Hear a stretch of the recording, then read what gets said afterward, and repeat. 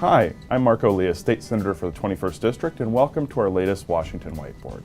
Today we're going to talk about our state tax structure and why it needs to be fixed.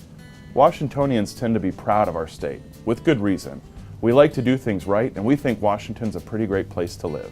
Surveys show that we rate Washington as one of the best states in which to live, and with good reason.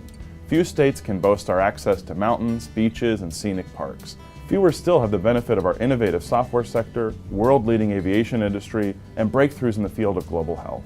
In so many areas, our state is the envy of the nation. What many people don't realize, though, is that Washington has one of the most upside-down tax systems in the entire country.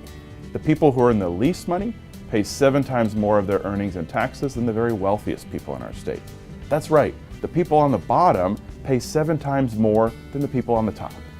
Now, this is something many of us feel in our gut, that middle-class dollars aren't going as far, and that we're paying more and more of our earnings to support our services than we used to.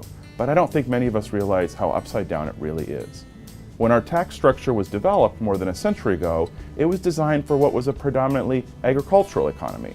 Boeing had yet to build its first wooden airplane. Digital empires like Microsoft and Amazon defied the imagination.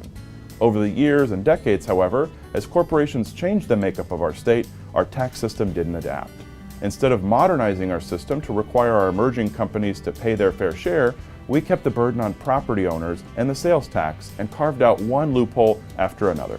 As a result, our state now gives away more in tax loopholes, about $40 billion, than it collects in taxes, about $37 billion.